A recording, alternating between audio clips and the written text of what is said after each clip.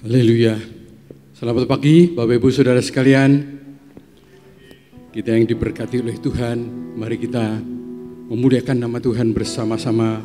Pagi hari ini kita akan beribadah, memuji, memuliakan Tuhan, menyembah, meninggikan nama Tuhan. Dan biarlah Allah Roh Kudus memimpin kita dalam ibadah kita. Saya sambut untuk Bapak Ibu bangkit berdiri bersama-sama, kita akan masuk dalam doa. Haleluya. Allah Roh Kudus, Tuhan Yesus Kristus, Allah Bapa di surga, kami bersyukur, kami berterima kasih Engkau sudah memberikan kami pada hari ini kekuatan, kesehatan, keadaan kami yang baik, cuaca yang indah, sejuk, semuanya baik yang Engkau berikan, dan kami boleh mendapat waktu untuk beribadah di tempat ini. Bila kami boleh bersehati, bersekutu, mencari Engkau, merendahkan diri di hadapan-Mu, meninggikan nama-Mu. Allah Roh Kudus, Engkau yang berdaulat atas kami, memberkati setiap pribadi yang ada, dan biarlah mereka yang datang dengan letih lesu, Engkau beri kelegaan, yang haus dahaga, Engkau beri kepuasan, yang mempunyai persoalan apapun, Engkaulah jalan keluar bagi kami, dan semuanya boleh menjadi merdeka di dalam Engkau. Kami serahkan ibadah ini dari awal sampai selesai nanti. Ketika kami pulang, kami tidak membawa dengan tangan hampa, tetapi membawa berkat-berkat yang dari Engkau. Haleluya, di dalam nama Tuhan Yesus Kristus. Haleluya, amin. Mari Bapak Ibu kita muliakan Tuhan, kita meninggikan Dia, kita memuji, memuliakan Allah kita. Ku datang dengan syukurku.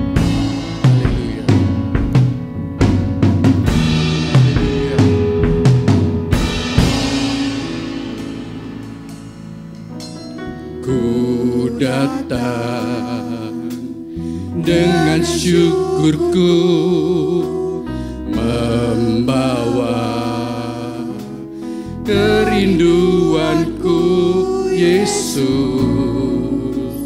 ingin ku menyenangkan-Mu.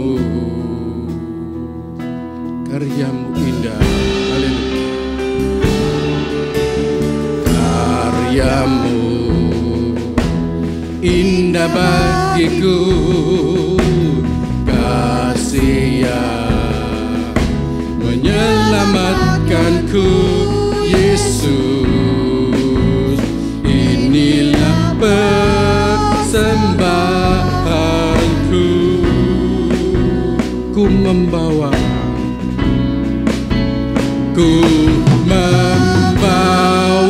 hatiku, hanya Engkau di hidupku, Yesusku, Kau terindah, selamanya ku menyembah-Mu. Ku membawa hidupku, inilah persembahanku untuk Yesusku yang terindah, selamanya ku menyembah-Mu, Yesus.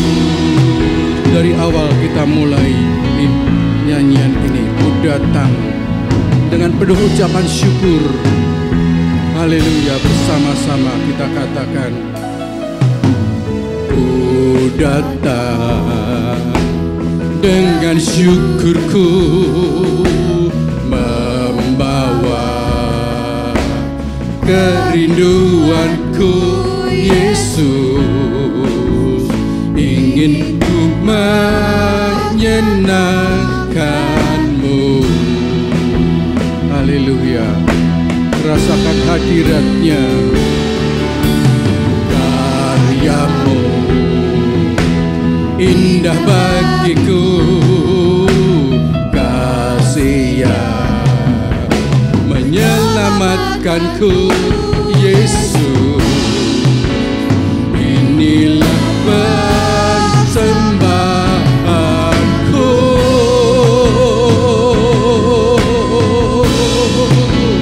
Ku membawa hatiku,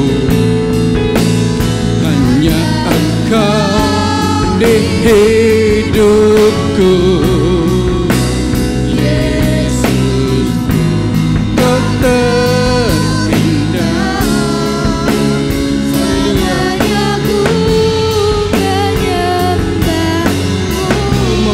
Hidupku, haleluya.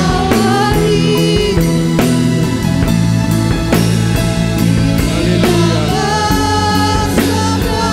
Aku untuk Yesus yang terindah, selamanya ku mampu membawa hatiku.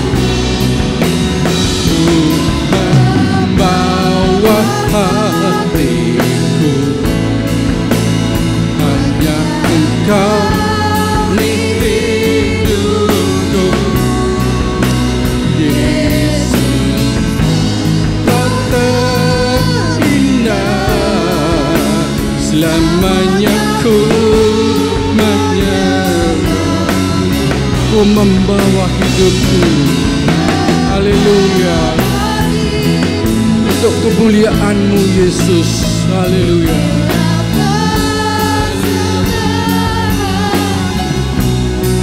Untuk Yesus yang terindah,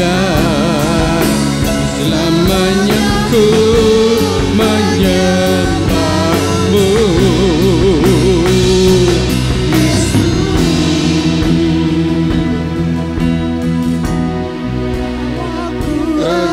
Di hadirat-Mu,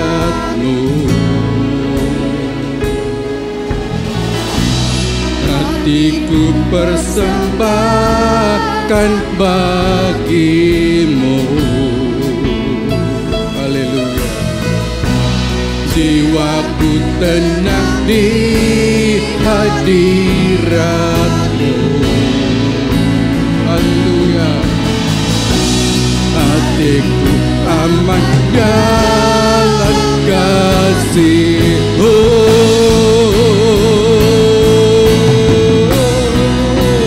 Ku membawa hatiku.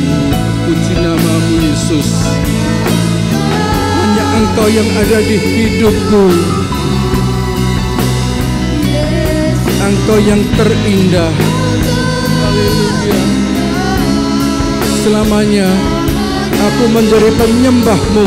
Haleluya. Haleluya.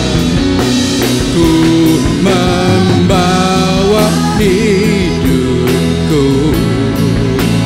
inilah persembahanku. Untuk Yesus, Kau terindah, selamanya ku menyembah-Mu. Selamanya ku menyembah-Mu.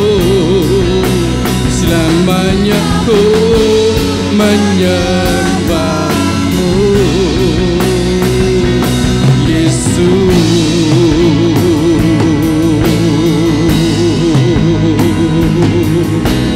ku mau menjadi penyembah-Mu di dalam roh dan kebenaran. Allah yang hidup, tiada Allah seperti Engkau. Engkau satu-satunya dambaan-Ku. Sungguh ku bangga mempunyai Allah seperti-Mu. Engkau junjunganku, Engkau yang layak dipuji. Haleluya. Terima kasih Bapa untuk penyertaan-Mu, untuk anugerah-Mu.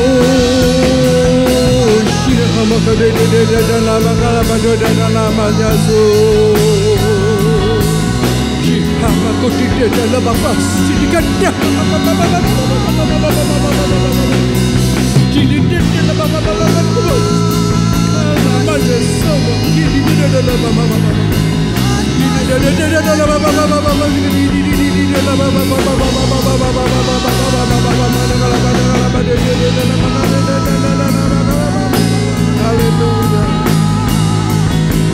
Mau terus meninggikan Engkau, Allahku yang luar biasa. Haleluya. Haleluya. Haleluya. Haleluya. Haleluya. Membawa hatiku hanya Engkau rasakan jamahan Tuhan saat ini. Yesusku, Kau terindah, selamanya ku menyembahmu. Ku membawa hidupku, inilah persembahanku untuk Yesusku yang terindah, selamanya ku menyembah. Kita katakan kembali, ku membawa hatiku, hanya Engkau di hidupku. Yesusku, Kau terindah, selamanya ku menyembahmu. Ku membawa hidupku, inilah persembahanku untuk Yesus yang terindah, selamanya ku menyembahmu. Yesus,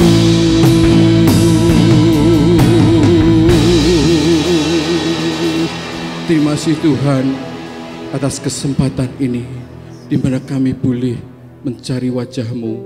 Layakkan kami di hadapan-Mu, dan biarlah kami terus menjadi pemuja-pemuja-Mu, pemazmur bagi Engkau. Nama-Mu ditinggikan, Nama-Mu dimuliakan. Haleluya, haleluya. Terima kasih Tuhan, dalam nama Tuhan Yesus kita berdoa dan kita mengucap syukur. Yang mengasihi Tuhan bersama katakan amin. Beri kemuliaan bagi Tuhan kita. Haleluya, haleluya, haleluya. Silakan duduk Bapak Ibu Saudara. Kita masih ingat Jumat lalu temanya adalah kebersamaan, hidup bersama-sama, maju bersama-sama. Dan biarlah kita, saudara seiman, kita pun hidup rukun bersama. Dan biarlah apa yang Tuhan mau kita nyanyikan melalui pujian ini. Sungguh alangkah baiknya kebaikan Tuhan. Haleluya.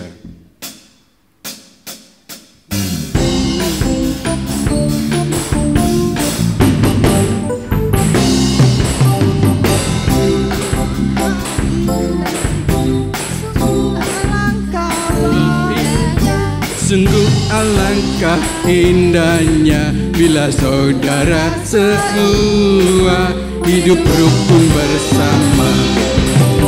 Sungguh alangkah baiknya, sungguh alangkah indahnya bila saudara semua hidup rukun bersama.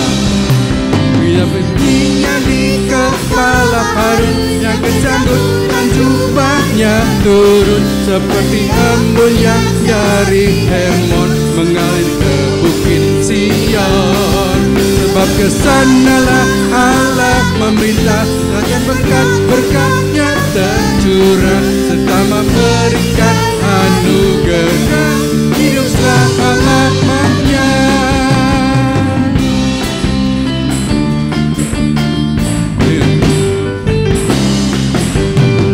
Sungguh alangkah baiknya, sungguh alangkah indahnya bila saudara semua hidup rukun bersama. Sungguh alangkah baiknya, sungguh alangkah indahnya bila saudara semua hidup rukun bersama. Seperti minyak di kepala Harun yang kejanggut dan jubahnya turun, seperti embun yang dari Hermon mengalir ke bukit Sion. Sebab kesanalah Allah meminta agar berkat-berkatnya tercurah, serta memberikan anugerah hidup selama-lamanya. Seperti minyak di kepala Harun yang kejanggut dan jubahnya turun. Haleluya.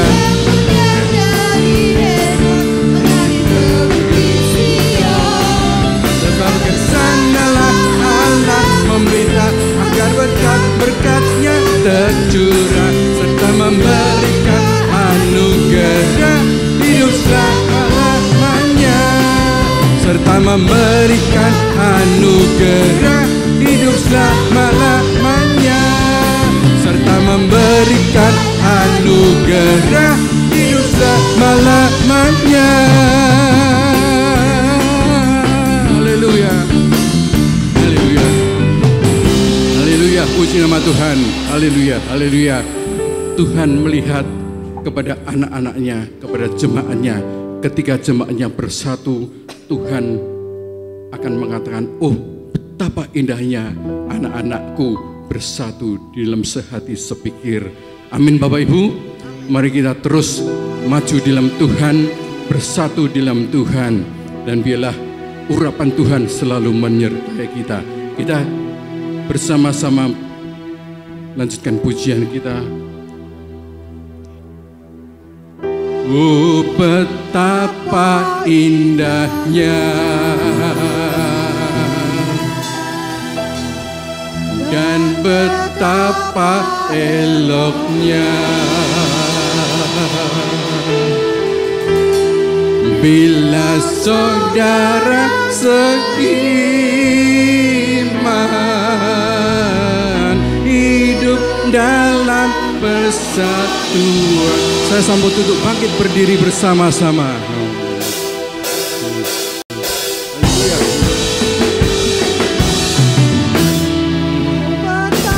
Indahnya, haleluya, dan betapa eloknya bila saudara seiman hidup dalam persatuan. Urapan di kepala Harun yang kejanggut dan jubahnya turun, seperti embun yang dari Hermon mengalir ke bukit Sion. Kesanalah diperintahkan Tuhan, agar berkat-berkat dicurahkan, kehidupan untuk selamanya. Oh betapa indahnya. Kembali dari awal. Oh betapa indahnya. Haleluya. Dan betapa eloknya bila saudara seiman hidup dalam persatuan. Oh betapa indahnya. Oh betapa indahnya. Haleluya. Dan betapa eloknya bila saudara seiman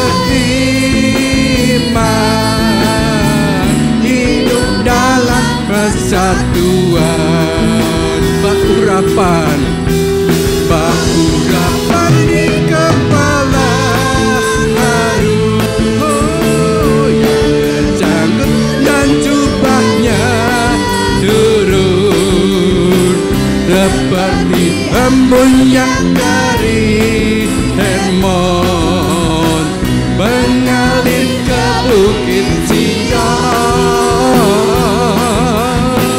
Kesana telah diperintahkan Tuhan agar berkat-berkat dicurahkan, kehidupan untuk selamanya. Oh betapa indah. Sekali lagi Pak urapan, urapan di kepala Harun yang keranggut dan jubahnya turun seperti embun yang dari Hermon mengalir ke bukit Sion. Kesana telah diperintahkan Tuhan agar berkat-berkat dicurahkan, kehidupan untuk selamanya. Oh betapa indahnya. Haleluya. Oh betapa indahnya. Oh betapa indahnya.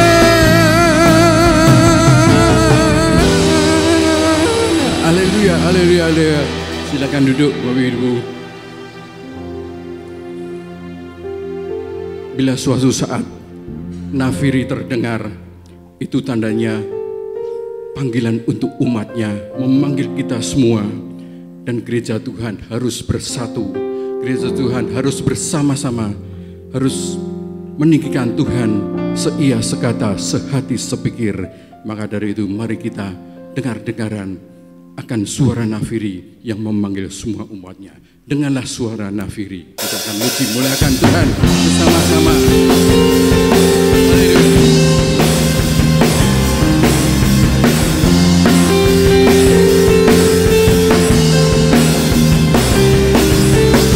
Dengarkanlah suara nafiri memanggil semua umatnya dari seluruh penjuru bumi datang untuk menyembahnya.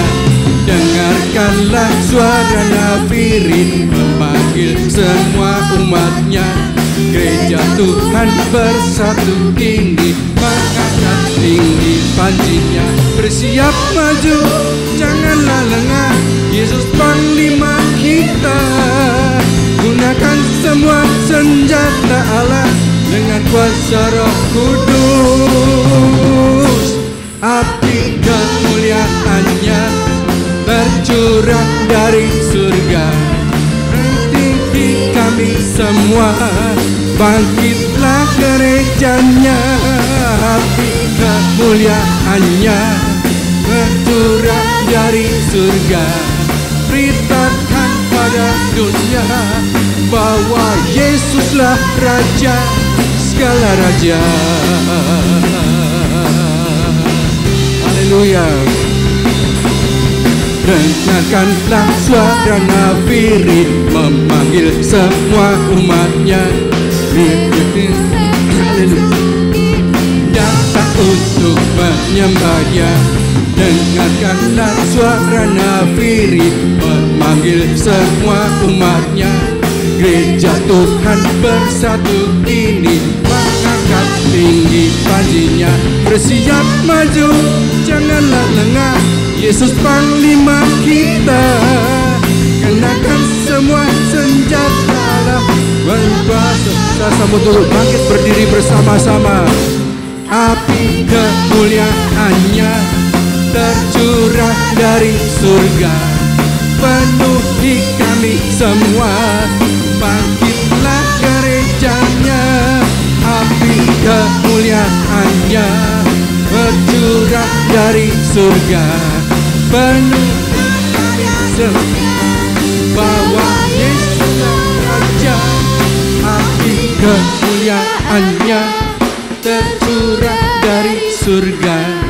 Menuhi kami semua, bangkitlah gerejanya, api kemuliaannya tercurah dari surga. Beritakan pada dunia bahwa Yesuslah sekali lagi, api kemuliaannya tercurah dari surga. Penuhi kami semua, bangkitlah gerejanya, api kemuliaannya tercurah dari surga. Beritakan pada dunia bahwa Yesuslah Raja, segala raja, segala raja, bersama segala raja. Haleluya.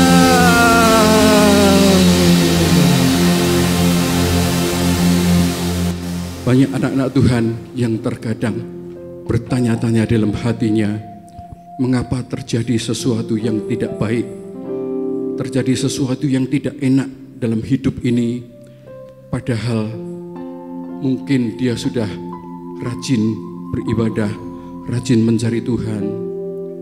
Tetapi percayalah, Tuhan selalu memberi yang terbaik di waktu yang tepat. Dan biarlah seakan-akan Tuhan tidak menolong, tetapi pilihlah kita untuk tetap percaya. Haleluya. Kita akan naikkan pujian bersama-sama. Haleluya. Meskipun Tuhan tak menolongku, meskipun duri dalam dagingku, ku tetap memilih untuk percaya dan mengucap syukur. Haleluya. Meskipun doaku tak terjawab, meskipun dagingku habis lenyap,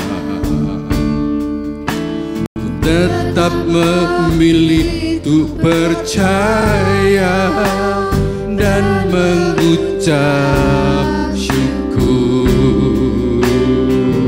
Haleluya. Berkali-kali Kau menolong, berkali-kali Kau kuatkan, dalam rasa sakit Engkau ada, Yesus setia.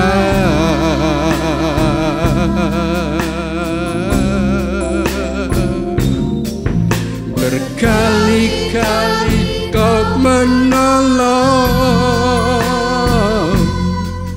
berkali-kali Kau kuatkan, dalam lembah gelap Engkau ada, Yesus setia.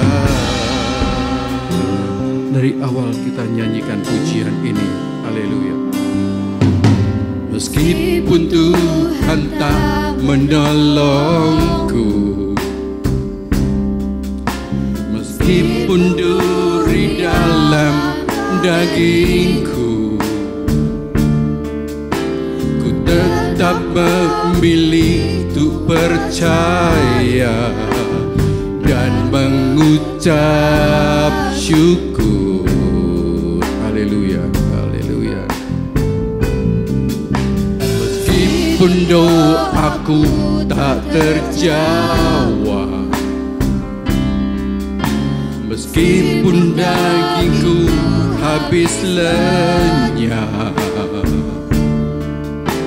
ku tetap memilih untuk percaya dan mengucap syukur. Berkali-kali Dia menolong kita, berkali-kali Kau menolong,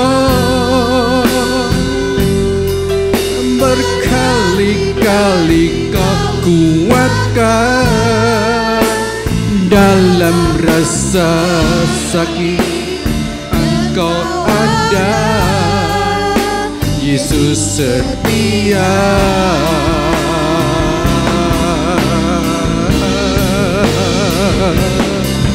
Berkali-kali Kau menolong, berkali-kali Kau kuatkan. Dalam lembah kelam Engkau ada, Yesus setia. Katakan kembali, berkali-kali Kau menolong. Haleluya. Berkali-kali Kau menolong, berkali-kali Kau kuatkan. Dalam rasa sakit Engkau ada, Yesus setia.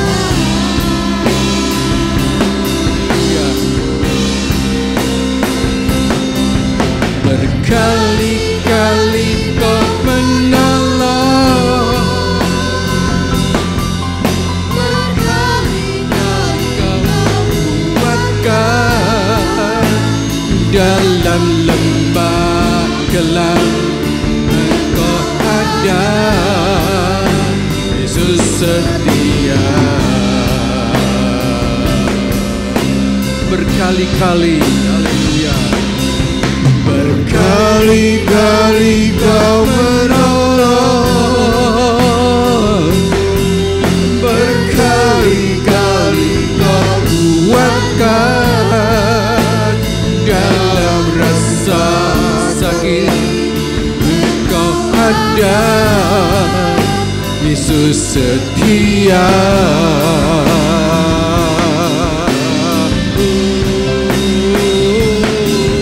Berkali-kali Kau menolong, berkali-kali Kau kuatkan. Dalam lembah kelam Engkau ada, Yesus setia.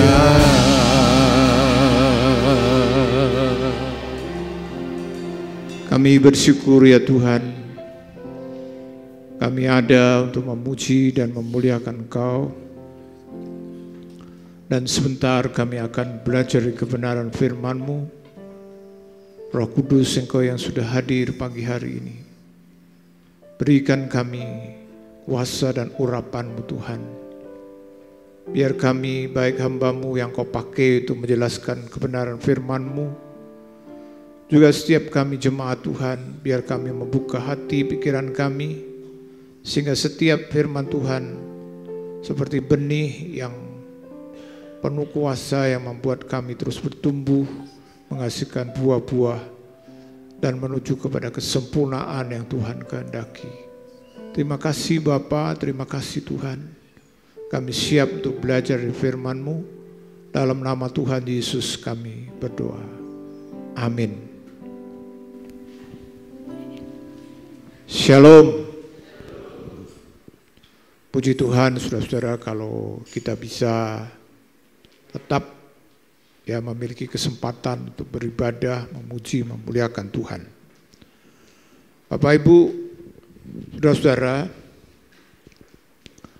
khotbah, tema khotbah dari gereja kita, dari Alpha Omega Semarang, itu adalah bagaimana kita harus memiliki hati yang takut akan Tuhan. Dan hari ini kita akan belajar dari kehidupan Nuh. Minggu lalu saya tidak tahu apakah di sini juga mengikuti tema-tema dari gereja di Semarang atau tidak, tapi Hari ini kita belajar masih dari kehidupan Nuh. Dan saya beri judul taat dan sabar menanti.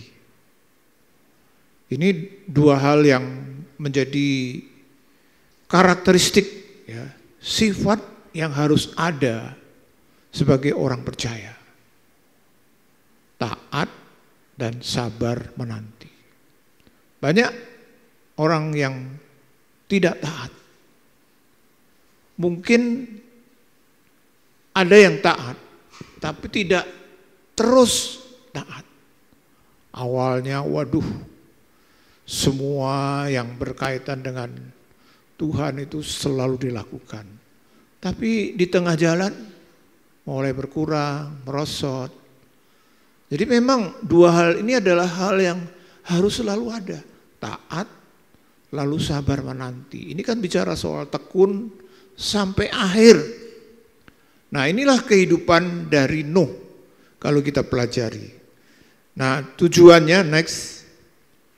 Tujuannya adalah kita itu harus melakukan firman itu sepenuhnya. Nah, kalau bicara sepenuhnya itu artinya yang pertama, apa yang Tuhan suruh kita harus lakukan. Lalu yang kedua, sepenuhnya itu sampai selesai. Kita semua tahu karena ini sebuah kisah yang sudah tidak asing lagi, apalagi kalau kita orang-orang yang sudah dari kecil ikut sekolah minggu pasti tahu cerita tentang Nuh, bagaimana dia membuat bahtera. Nah, kenapa? Karena Nuh punya hati atau punya roh yang namanya takut akan Tuhan. Jadi memang takut akan Tuhan itu adalah hal yang betul-betul harus selalu ada dalam hidup kita. Selama kita punya takut akan Tuhan, maka itu menjadi sebuah dorongan, kekuatan, motivasi, di mana kita akan tetap memiliki kehidupan yang taat dan sabar menanti. Nah, kita akan menggali dari Kejadian 6 ayat 13 sampai 22, tapi kita tidak perlu baca sekarang. Saya yakin setiap kita tahu kisahnya pada umumnya karena waktu itu Nuh disuruh Tuhan membuat bahtera. Bahteranya itu bukan kapal kecil-kecilan Bapak Ibu. Kapal yang sangat besar. Kalau ukurannya ya walaupun tidak persis sama, gambarannya itu seperti lapangan sepak bola kurang lebih. Bukan hanya sebesar itu, tapi tingkat 3 Bapak Ibu. Wah, kalau sekarang sih ya kita melihat kapal-kapal besar, entah kapal tanker atau kapal peti kemas atau mungkin kapal seperti kalau padanannya itu seperti kapal tour ya, yang seperti hotel itu tingkat. Dengan teknologi kemampuan manusia sekarang membuat seperti itu sudah menjadi hal yang biasa. Tapi waktu zaman Nuh, menurut saya Bapak Ibu, kalau kita mau masukkan golongan keajaiban dunia, menurut saya, walaupun mungkin ya tidak benar, salah satu keajaiban dunia yang pernah dikerjakan manusia itu adalah Nuh membuat bahtera. Kenapa? Teknologi, peralatan, saudara bisa bayangkan kalau karena tingginya kurang lebih itu sekitar 10 meter lebih. Itu kan seperti membuat rumah 3 tingkat segede lapangan sepak bola. Buat rumah aja sebesar itu. Zaman itu mungkin tidak ada. Apalagi kapal Bapak Ibu. Tapi Nuh ternyata berhasil. Nah, ini yang kita akan pelajari. Mengapa Nuh berhasil? Yang pertama Bapak Ibu, dia percaya janjinya. Kita baca di dalam Kejadian 6 ayat 13 dikatakan begini. Berfirmanlah Allah kepada Nuh, aku telah memutuskan untuk mengakhiri hidup segala makhluk, sebab bumi telah penuh dengan kekerasan oleh mereka, jadi aku akan memusnahkan mereka bersama-sama dengan bumi. Nuh, kenapa dia bisa berhasil membangun kapal yang menurut saya mujizat atau sebuah keajaiban? Karena dia yang pertama percaya janji Tuhan. Percaya janji Tuhan apa? Yaitu bahwa bumi waktu itu akan dihukum. Tuhan akan menghukum bumi. Nah, ini adalah hal yang pertama, Bapak Ibu. Kita juga dalam kehidupan kita, sekarang kita tidak menanti seperti Nuh hukuman dunia, tapi kita menanti Tuhan Yesus yang akan datang kembali untuk 2 kali. Dan salah satunya tentu akan menghukum dunia. Ini sebuah, ya orang, bahkan sekarang Bapak Ibu, ada gereja-gereja tertentu yang mengajarkan bahwa Tuhan Yesus itu tidak akan datang kembali. Surat Petrus pun juga mengatakan kan, ada orang akan mengolok-olok, ada yang bilang nanti Tuhan akan datang, Tuhan akan datang. Lalu orang-orang bilang, itu cuman omong kosong. Karena apa? Dari dulu sampai sekarang, apalagi kalau kita mengikuti pola pikir ilmuwan, ya kan, mereka bilang bumi dengan segala macam alam semesta ini keberadaannya sudah bukan cuman ribuan tapi ratusan ribu tahun, dan nggak mungkin lenyap, nggak mungkin akan musnah. Sehingga orang kalau diajar tentang kedatangan Tuhan, hukuman Tuhan itu menjadi semacam ini ngomong tok, ya, dongeng, nggak akan mungkin terjadi. Karena nggak pernah.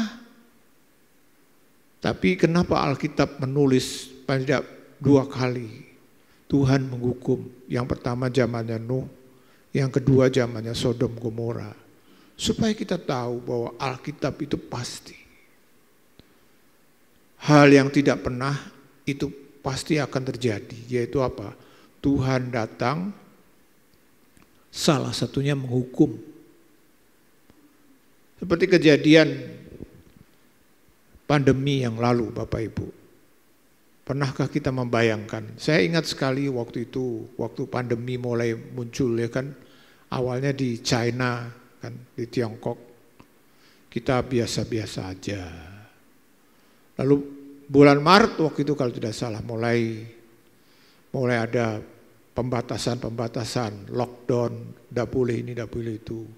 Saya waktu itu berpikir juga, lalu gereja nggak boleh kebaktian.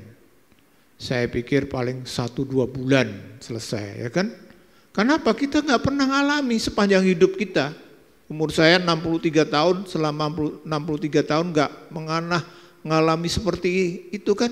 Bapak Ibu juga, kita semua. Ternyata bukan cuma bulanan, ya kan, kejadiannya. Sampai 2 tahun. Ini nggak pernah terjadi, tapi terjadi.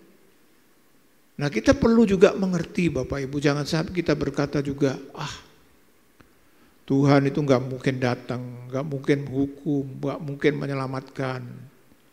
Alkitab kita itu adalah Alkitab yang ya dan amin. Kita bersyukur, Bapak Ibu, kita punya Alkitab yang betul-betul teruji. Sejak abad-abad pertama, Alkitab itu sudah diserang, bukan hanya sekarang.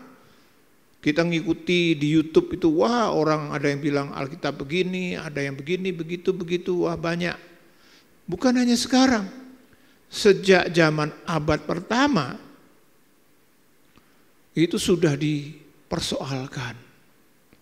Tapi tiap kali selalu Alkitab menunjukkan keberadaannya adalah ya dan amin. pada waktu revolusi Perancis. Itu kan abad pencerahan yang disebut Enlightenment Movement, ya kan.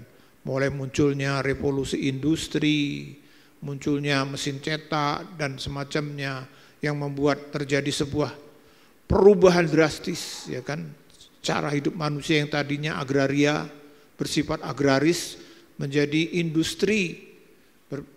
Perubahan luar biasa. Ilmu pengetahuan mulai menjadi semacam wah, nomor satu. Lalu ada salah satu tokoh revolusi namanya J.J. Rousseau dari Perancis. Dia bilang begini, Alkitab ini yang kita punya waktu itu, dia bilang, 10-20 tahun lagi pasti nggak akan pernah dibaca orang. Kenapa dia bilang? Nggak relevan, kuno. Tapi apa yang terjadi Bapak Ibu? Sejarah mencatat 50 tahun kemudian kurang lebih, rumahnya itu dibeli sama lembaga Alkitab Prancis waktu itu. Dijadikan pusat penerbitan Alkitab. Dan kalau kita mau tahu buku yang pernah dicetak paling banyak di dunia sampai sekarang, Alkitab. Maksud saya Bapak Ibu, Alkitab ini bukan hanya sekedar tulisan biasa, tapi mengandung janji Tuhan yang adalah firman Tuhan. Pasti akan terjadi. Nah, Nuh kenapa waktu itu disuruh Tuhan buat kapal segede lapangan sepak bola tingkat 3. Dia mau. Karena dia percaya. Tuhan bilang nanti manusia akan aku hukum. Sehingga dia melakukan. Kita juga begitu Bapak Ibu, mari di tengah-tengah mungkin terjangan ilmu pengetahuan, teknologi yang sehingga sekarang Bapak Ibu, terutama generasi muda, itu banyak yang mulai apatis dengan hal-hal yang sifatnya dunia roh, Allah. Bahkan ada sekarang gerakan yang namanya agnostik. Itu adalah sebuah gerakan yang mereka mempercayai Tuhan tapi tidak terlalu dipercaya. Jadi sekarang itu generasi muda, apalagi kalau Bapak Ibu ada yang anak-anaknya sekolah dari luar negeri misalnya, terutama di barat ya, Eropa, Amerika. Mereka sekarang akan berkata begini, Tuhan, buat saya masa bodoh. Itu gerak kepercayaan sekarang. Kenapa? Kan gak nyata. Semua yang namanya nyata itu pasti selalu ada, bisa dilihat, didengar, Tuhan mana? Jadi sekarang ini banyak loh, di kota-kota besar terutama, mulai muncul yang namanya agnostik. Bahkan mereka bisa terang-terangan bilang begini, agama apa? Aku agnostik. Artinya apa? Dia tidak peduli dengan keberadaan Tuhan, masa bodoh. Gereja apalagi karena dianggap enggak relevan. Tapi mari Bapak Ibu, biar setiap kita tidak terpengaruh. Kita percaya janji Tuhan itu ya dan amin. Nah, kalau ini ada Bapak Ibu, maka setiap kita akan pasti betul-betul seperti Nuh. Maka oleh sebab itu, setiap kita harus terus berpusat pada firman Tuhan. Alkitab.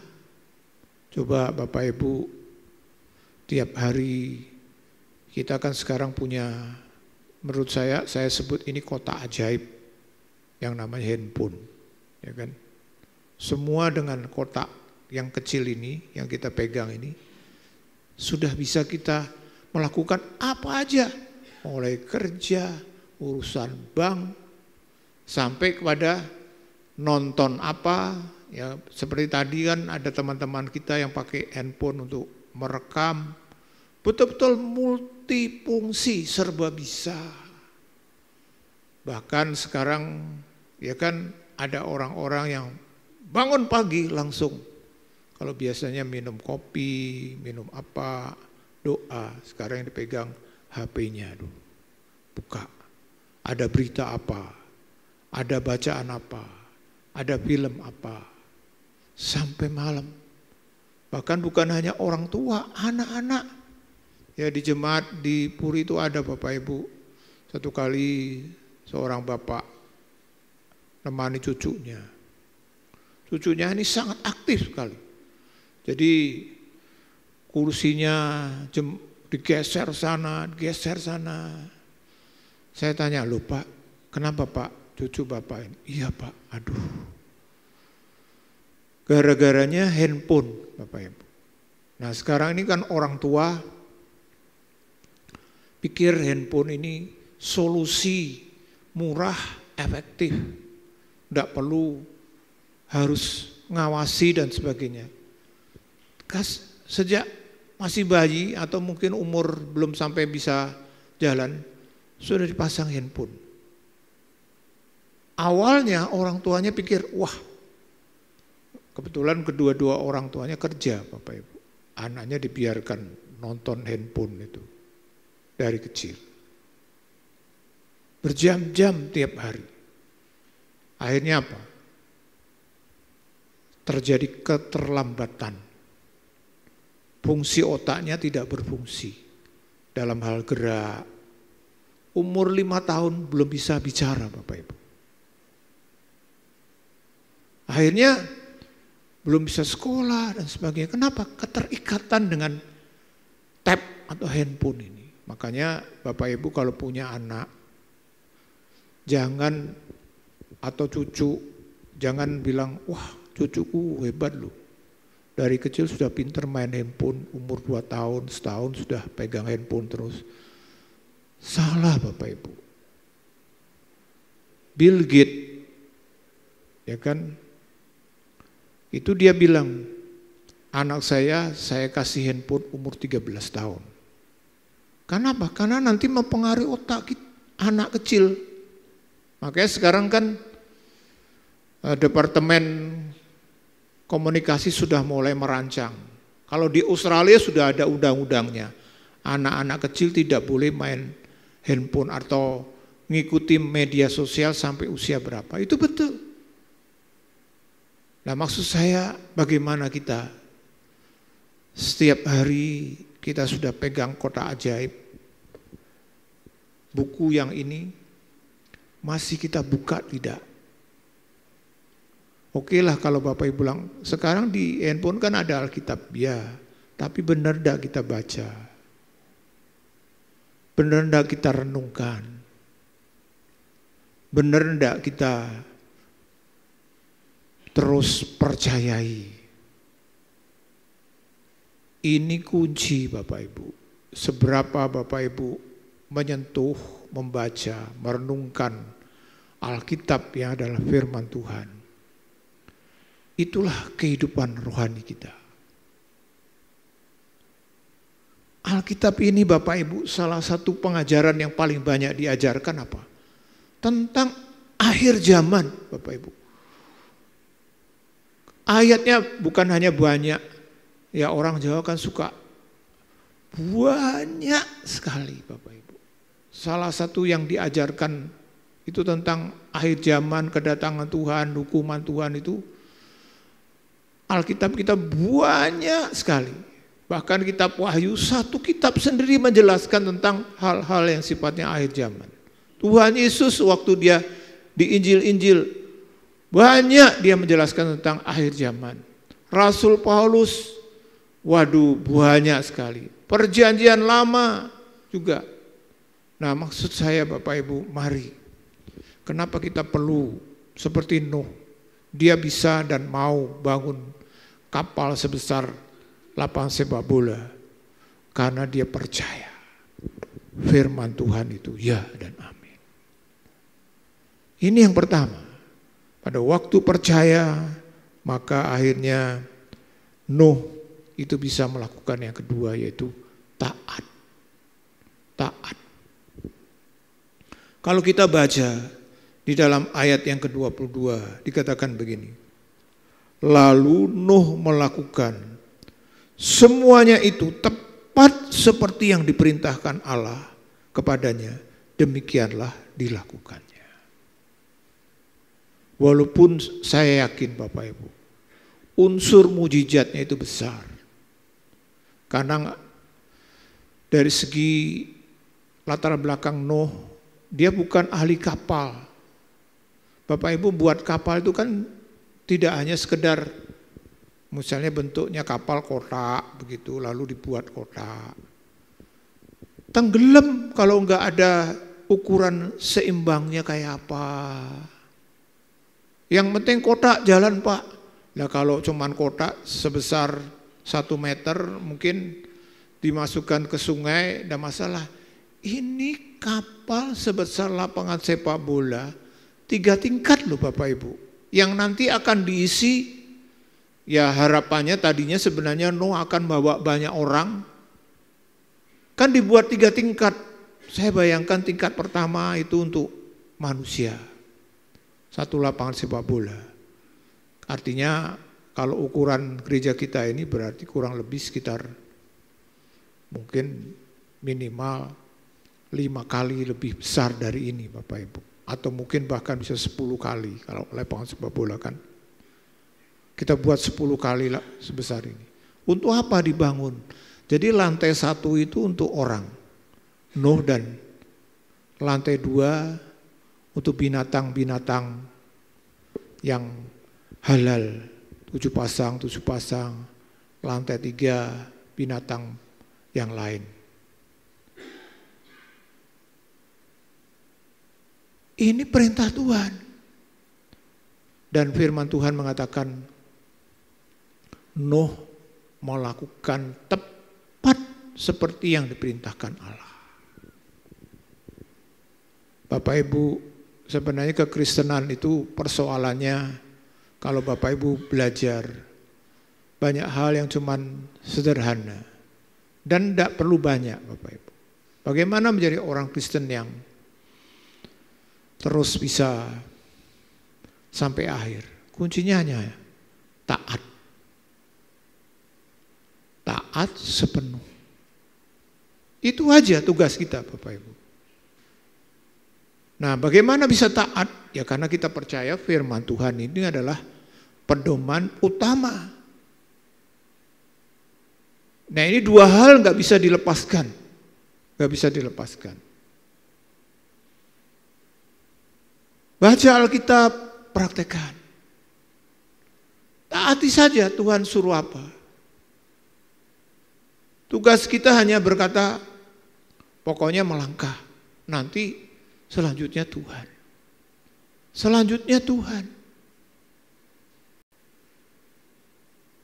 Bapak Ibu misalnya baca apa?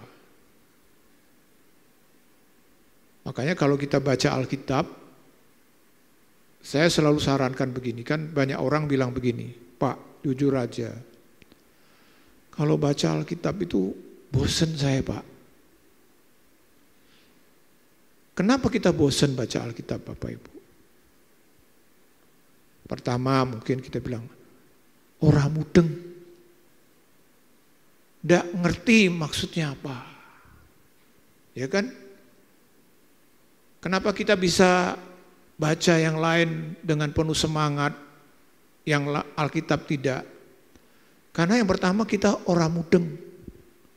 Yang paling penting adalah ini Bapak Ibu, kita tidak mengalami namanya manfaat dalam membaca Alkitab. Coba kalau Bapak Ibu merasa banyak manfaatnya, pasti nggak perlu disuruh, nggak bahkan dihalangi pun kita cari karena kita merasakan manfaatnya. Saya pernah ketemu dengan seseorang yang dia belum Kristen Bapak Ibu. Tapi 1 tahun dia menyelesaikan baca Alkitab 3 kali. Di sini ada Bapak Ibu yang setahun bisa bolak-balik baca Kejadian saya Wahyu 3 kali, coba. Kalau ada yang sampai 3 kali setahun, mudah-mudahan ada. Tapi kebanyakan kan tidak. Saya tanya kepada Bapak itu, Pak, kenapa kok Bapak begitu melebihi orang Kristen? Saya bilang, kok selesai baca lagi. Tapi sayangnya belum mau ke gereja, Pak. Saya ajak ke gereja, ayo Pak, gereja. Nanti aja Pak. Ya. Tapi satu kali saya yakin dia akan ke gereja. Saya tanya Rahel, kenapa Bapak kok begitu suka baca Alkitab? Dia bilang, Pak, di dalamnya itu saya temukan, prinsip-prinsip kehidupan yang luar biasa. Yang bisa jadi pedoman hidup. Nilai-nilai yang diajarkan di Alkitab itu luar biasa. Makanya kenapa Bapak Ibu, Mahatma Gandhi, pendiri bangsa India, itu hampir jadi Kristen loh Bapak Ibu. Hampir tapi tidak jadi, sayangnya. Kenapa? Karena dia waktu baca Injil-Injil terutama tentang Kristus, wah, nilai-nilainya luar biasa. Dan itu dia terapkan. Waktu dia mau memerdekakan India, dia pakai prinsipnya Tuhan Yesus loh Bapak Ibu. Apa? Demo tapi diam. Enggak dengan kekerasan. Dia hanya ngajak rakyat India untuk demo tapi diam. Banyak prinsip-prinsip Alkitab terutama ajaran Tuhan Yesus itu diadopsi oleh Mahatma Gandhi. Dia itu kenapa akhirnya tapi dia Kristen? Dia waktu mau masuk gereja, waktu itu masih dijajah Inggris. Sampai di pintu sana, stop. Penerima tamunya berkata, tidak boleh masuk. Ini hanya gereja untuk khusus orang Inggris. Wah. Dari situlah akhirnya Mahatma Gandhi enggak jadi Kristen. Sayang kan? Tadinya andai kata waktu itu orang Kristen betul-betul mempraktekkan prinsip-prinsip Alkitab, India mungkin menurut saya akan menjadi negara mayoritas Kristen sekarang. Tapi sayang tidak.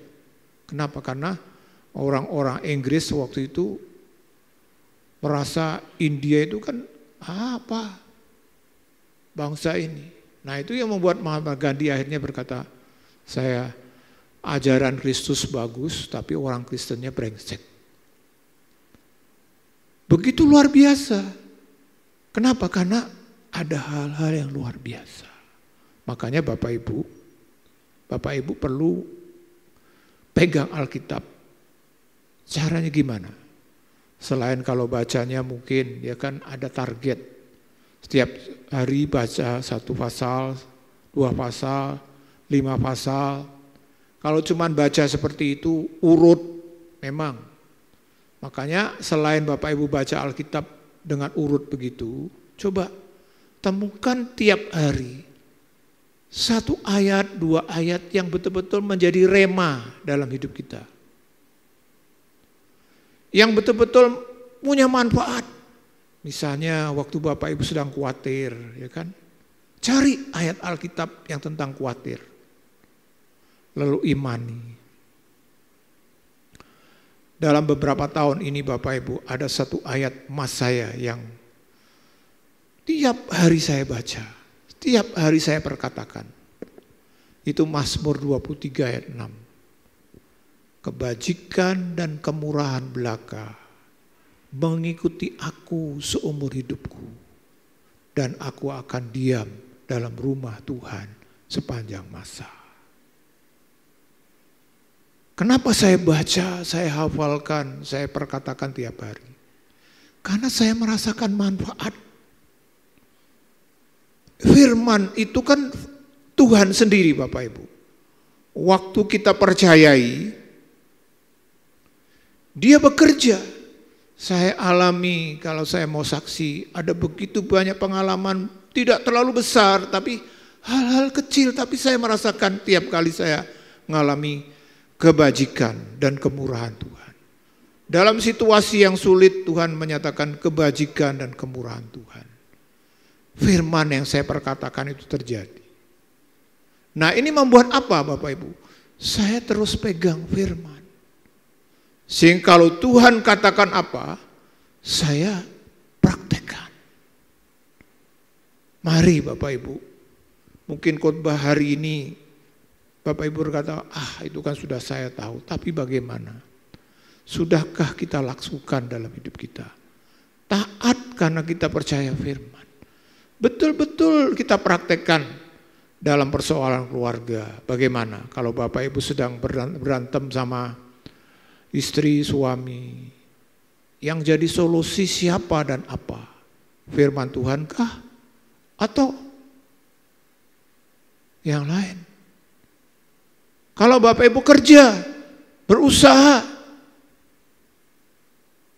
apakah ayat-ayat firman itu menjadi pedoman kita dalam kita melakukan usaha kita? Itulah sebenarnya yang dilakukan oleh Nuh. Tapi bukan hanya taat, karena dikatakan setiap apa yang dilakukan itu dia jalankan. Ada unsur yang disebut dengan sabar menanti. Dalam pasal 7 ayat 5 dikatakan begini Bapak Ibu. Saudara-saudara, lalu Nuh melakukan segala yang diperintahkan Tuhan kepadanya. Lalu ayat 6, Nuh berumur 600 tahun ketika air bah datang meliputi bumi. Kalau kita baca dalam pasal 5 ya, disebutkan di situ waktu Nuh mulai dimunculkan, itu dia disebutkan umurnya 500 tahun. Waktu anak-anaknya lahir. Jadi andai kata, makanya memang di Alkitab kan tidak disebutkan Bapak Ibu berapa lama dia bangun bahtera. Tapi perkiraan itu kurang lebih 100 tahun Bapak Ibu. Kenapa? Karena Tuhan berkata dalam Kejadian 6, akan menjadi 120 tahun saja. Makanya sejak itu kan manusia itu Bapak Ibu, kita itu punya potensi hidup 120 tahun. Saya pernah membaca sebuah artikel penemuan di bidang kesehatan. Organ-organ manusia ini Bapak Ibu, kalau dipelihara dengan baik, bisa kuat sampai 120 tahun. Makanya kan kalau sudah 120 tahun sudah. Ini ayat ini. Nah salah satunya itu menjadi pedoman. Kemudian tadi Nuh dimunculkan umur 500, air bah mulai waktu dia umur 600. Jadi kurang lebih Nuh ini bangun bahtera 100 tahun kurang lebih. Bapak Ibu, 100 tahun itu kan tidak waktu yang pendek ya kan. Ditambah lagi saya bayangkan, tiap hari Nuh mesti diomongi apa? Ini orang gila. Loh kenapa? Bangun bahtera bukan di pinggir pantai loh Bapak Ibu. Di pinggir pantai aja sekarang coba kalau kita mendatangi perusahaan-perusahaan kapal. Pernah Bapak Ibu menemukan perusahaan kapal di tengah hutan atau di pedalaman, di Temanggung, nggak ada di sini pasti perusahaan kapal. Perahu aja nggak ada. Yang ada di mana? Cilacap, betul tidak? Perusahaan perahu. Jepara, mungkin Pekalongan, Tegal. Karena pinggir pantai. Lah Nuh ini Bapak Ibu disuruh buat bahtera, itu tidak di pinggir pantai loh. Pinggir pantai aja nanti kalau sudah jadi, bayangkan kapal sebesar lapangan sepak bola 3 tingkat. Dorongnya gimana ke laut? Ini disuruh bangunnya di daerah hutan. Waduh. Tapi karena dia percaya Tuhan, dia lakukan. Lalu bangun pertama,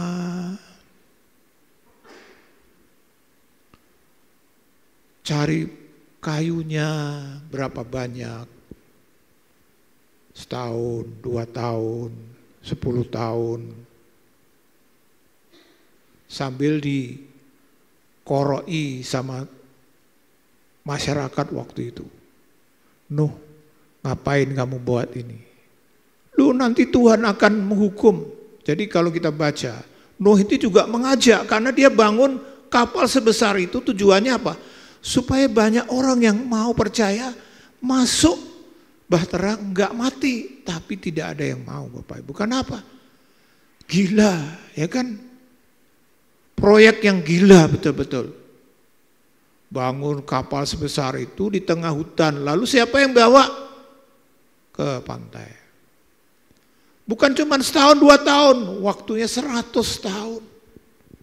Saya membayangkan Nuh mungkin pernah satu kali, aduh, saya ini memang mungkin benar-benar gila ya.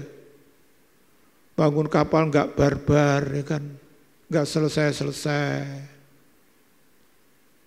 Tapi dia enggak peduli, ini luar biasa. Dia terus kerjakan sedikit demi sedikit. Kalau langsung bayangkan mungkin, aduh. Kebetulan Bapak Ibu saya itu kan olahraga saya. Selain jalan kaki kalau hari Senin karena libur,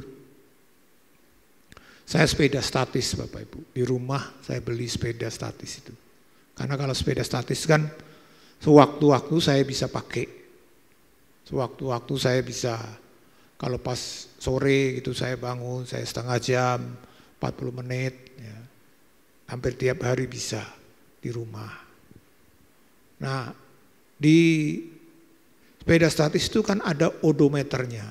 Ya kalau seperti mobil itu ada kilometernya, kita bisa tahu. Sempat saya kaget Bapak Ibu. Kenapa? Karena biasanya saya nggak perhatikan. Kali itu saya perhatikan. Ternyata saya sudah sepeda statis itu 3.500 kilometer. Ada di situ. Waduh. Artinya apa? Kalau saya betul-betul naik sepeda betulan, berarti saya itu sudah paling tidak bolak-balik Jakarta 3 kali. Bersepeda, tapi saya yang sepeda statis. Saya kaget loh, ternyata saya itu sudah bersepeda sejauh ini ya, 3.500 kilometer. Nah caranya gimana Bapak Ibu? Coba kalau andai kata awal ada orang bilang, Pak Sudoro, bisa enggak kamu bersepeda 3.500 meter? Waduh, bayangkan aja sudah pulang balik Jakarta 3 kali. Tapi saya kok bisa, kenapa? Ya saya sedikit, sehari kadang-kadang 8 kilometer, 10 kilometer. Ternyata tahu-tahu sampai. Saya merasa Bapak Ibu, Nuh juga begitu. Walaupun visinya bangun kapal seluas lapangan sepak bola, tapi dia kerjakan sedikit demi sedikit. Cari kayu, tambah ini, tambah ini, tambah ini. Artinya apa? Betul-betul mau terus sampai selesai. Nah, kita perlu punya karakter ini Bapak Ibu.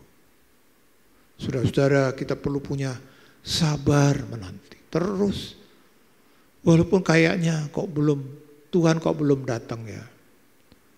Tuhan kok belum datang ya. Nggak apa-apa, pokoknya kita kerja.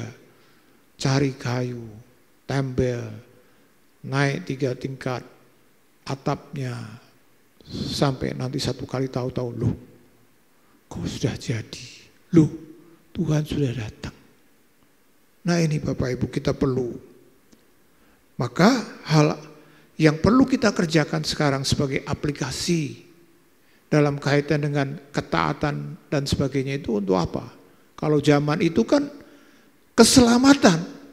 Nah kita sekarang next, yaitu keselamatan di dalam Kristus.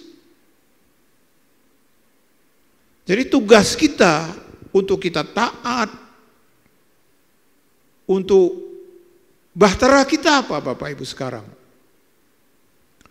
Proyek bahtera kita itu apa sebagai anak-anak Tuhan akhir zaman? Kristus, itu bahtera kita. Makanya Yohanes 14 ayat 6 kan dikatakan, kata Yesus kepadanya, akulah jalan, kebenaran dan hidup. Tidak ada seorang pun yang datang kepada Bapa kalau tidak melalui aku. Ini proyek bahtera kita Bapak Ibu. Tugasnya apa? Mulai dari diri kita, coba.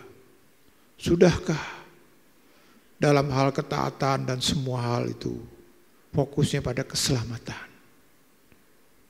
Kalau kita sudah, mari biar kita taat, berkorban, kita doa, itu kan bagian dari membangun bahtera. Karena bahtera kita adalah keselamatan di dalam Kristus sekarang. Kita terus harus, nah Bapak Ibu di sini disiapkan bangku-bangku. Bangku-bangku masih banyak yang kosong. Coba Bapak Ibu silakan noleh ke samping. Coba ke belakang, coba noleh sedikit ke belakang Bapak Ibu.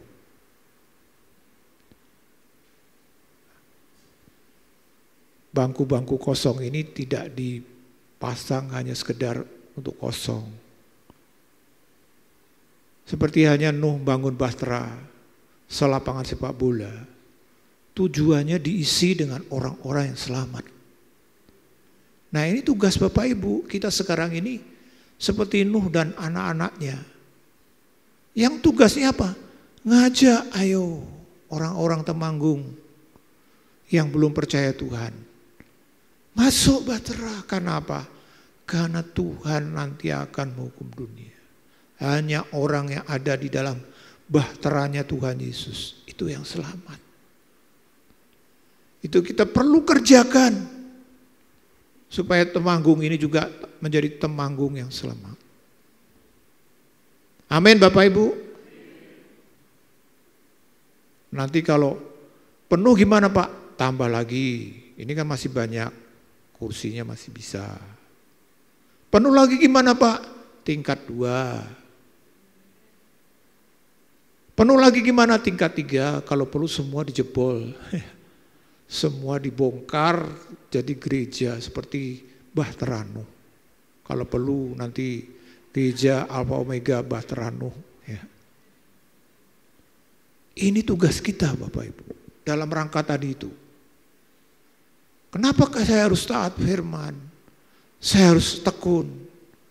Dalam kaitan ini, maka yang perlu kita lakukan, next, kita harus mengandalkan Tuhan. Yohanes 10 ayat 28 mengatakan, dan aku memberikan hidup yang kekal kepada mereka, dan mereka pasti tidak akan binasa sampai selama-lamanya. Dan seorang pun tidak akan merebut mereka dari tangan. Bahtera Nuh itu proyek memang yang tidak mungkin Bapak Ibu. Seperti hanya waktu secara fisik. Saya katakan Nuh bisa buat bahtera itu, kalau nggak campur tangan Tuhan nggak mungkin pasti. Kalau cuma Nuh sendiri bersama dengan anaknya cuma berapa? Ya kan 3 anaknya, oke lah tambah mantunya 6. Tambah istrinya. Yang lain kan nggak mau ikut Bapak Ibu. Diajak ayo bangun bahtera. Proyek sia-sia, ya kan? Duit banyak keluar, mana apa hasilnya? Lah bangun kok di hutan lagi. Nah, kan jadi kayak beberapa waktu yang lalu saya lihat berita ada hotel mangkrak. Kenapa mangkrak? Bangunnya di tengah hutan.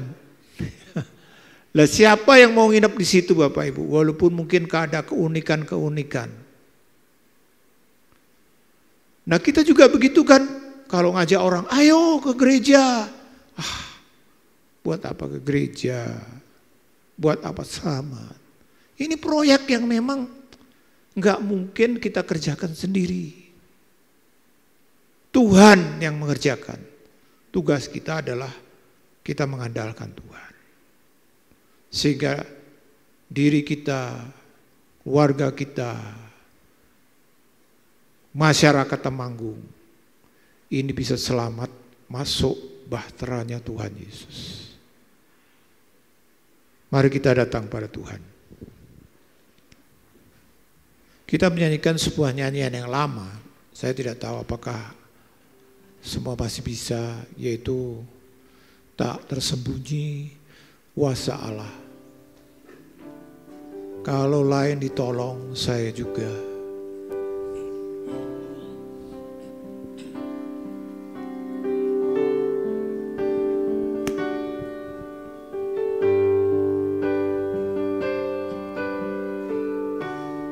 Tak tersembunyi kuasa Allah, kalau lain ditolong, saya juga. Tangannya terbuka, tangannya terbuka, menunggulah. Tak tersembunyi, tak tersembunyi kuasa Allah, kuasa tak tersembunyi, tak tersembunyi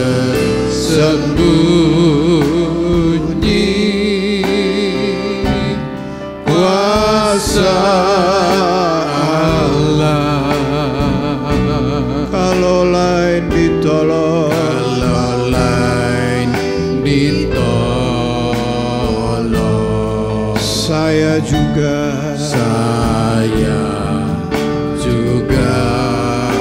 tangannya terbuka, tangannya terbuka, menunggulah. Tak tersembunyi kuasa, tak tersembunyi, tersembunyi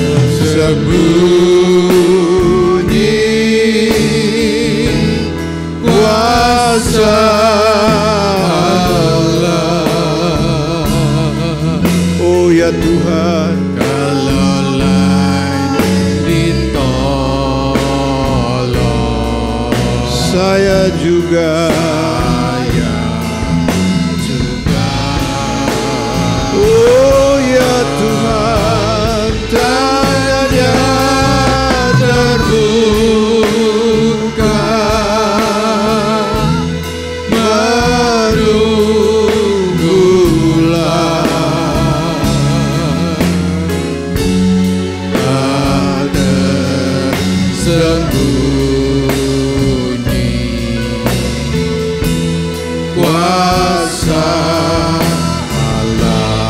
tangannya terbuka, tangannya terbuka, menunggulah.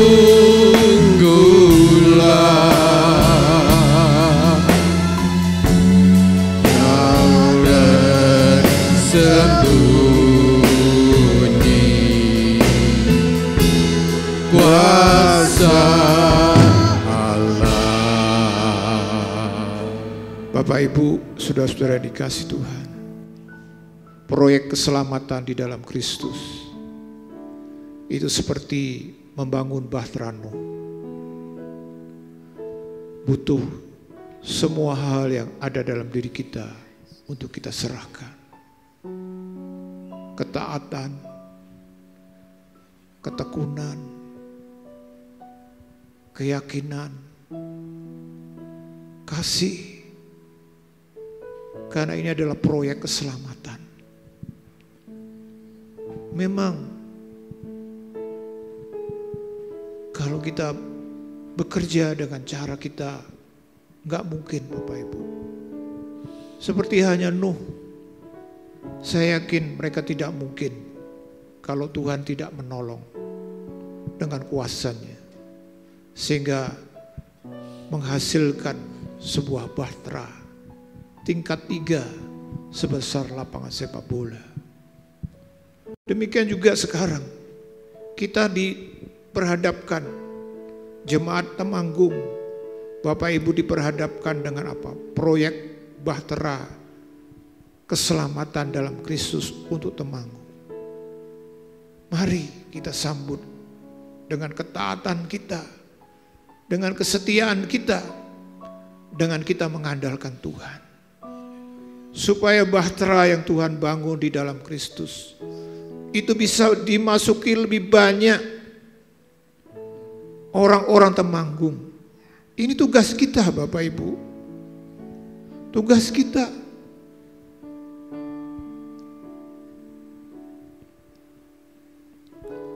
Kita harus ambil bagian. Baik melalui doa kita. Kita ajak mereka semua juga yang lain. Apalagi kalau mungkin ada di antara kita masih ada keluarga yang belum percaya Tuhan. Mereka semua di luar bahtera Kristus. Bukan hanya mati Bapak Ibu, tapi mereka masuk neraka. Biar setiap kita ambil bagian bersama-sama.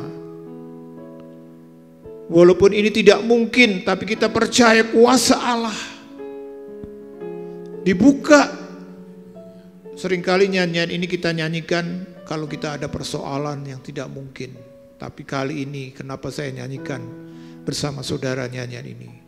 Karena kita juga butuh kuasa Allah untuk memenangkan banyak orang.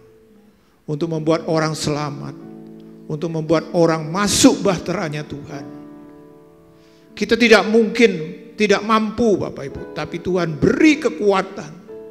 Tuhan beri kuasanya. Mari kita nyanyikan nyanyi ini dengan mengangkat tangan kita bersama-sama. Dengan penuh kepercayaan kita berkata, Tuhan, aku percaya kuasa-Mu tidak tersembunyi. Khususnya dalam membangun keselamatan. Ada sembunyi kuasa Allah. Kita percaya kita akan ditolong untuk mengerjakan bahteranya. Ditolong. Kalau Nuh ditolong, saya juga. Tangannya terbuka, tangannya terbuka. Dia akan membuat mujizat keselamatan kalau kita mau. Dia akan membuat mujizat, banyak orang selamat melalui kita kalau kita mau. Tak tersembunyi kuasa Allah. Bapa, biar Kau tolong setiap kami jemaat-Mu Tuhan. Tubuh-Mu di Temanggung ini. Kami ambil bagian dalam proyek bahtera keselamatan.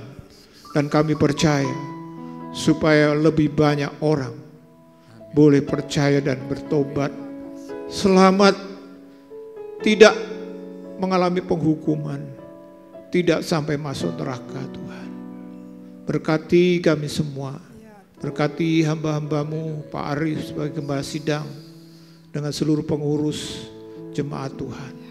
Terima kasih Bapa. Di dalam nama Tuhan Yesus kami berdoa. Amin.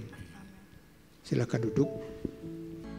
Tersembunyi kuasa Allah.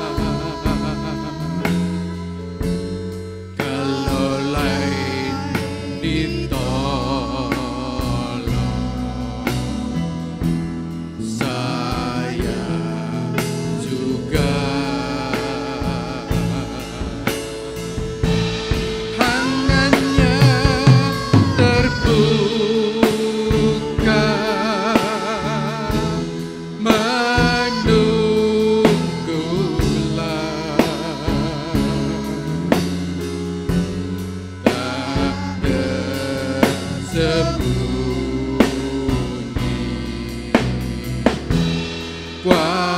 Allah, tak tersembunyi kuasa Allah. Tersembunyi kuasa Allah. Kalau lain ditolong, saya juga. Haleluya. Tangannya terbuka menunggulah, tak tersembunyi kuasa Allah. Puji nama Tuhan. Terima kasih untuk persembahan Bapak, Ibu, Saudara sekalian. Kiranya Tuhan Yesus memberkati. Mari kita berdiri bersama-sama. Tuhan, sebelum kami pulang, kami juga berdoa untuk jemaat Tuhan yang berulang tahun. Kami memberkati untuk Pak Tony, Pak Tekno, dan juga Pak Febri, Saudara Febri Tuhan. Biar mereka semua terus dilindungi, disertai Tuhan, diberi panjang umur, sehat, kuat, dan tentunya bertambah hikmat untuk tetap rajin, setia dalam melayani Tuhan. Terima kasih Bapa, terima kasih. Dan sekarang saudara-saudaraku, angkat tanganmu untuk menerima berkat. Saudara-saudaraku yang dikasihi Tuhan, sekarang pulanglah dengan berkat di dalam kasih karunia Tuhan Yesus Kristus, kasih Allah Bapa, dan dengan persekutuan Roh Kudus biarlah menyertai saudara semua. Mulai pagi hari ini, bahkan sampai Maranatha, Tuhan Yesus datang kedua kali menjemput kita semua. Haleluya. Amin. Terima kasih Yesus. Terima kasih Yesus. Ku beri syukur hanya bagimu, ya Allahku, ya Tuhanku. Terima kasih Yesus. Terima kasih Yesus.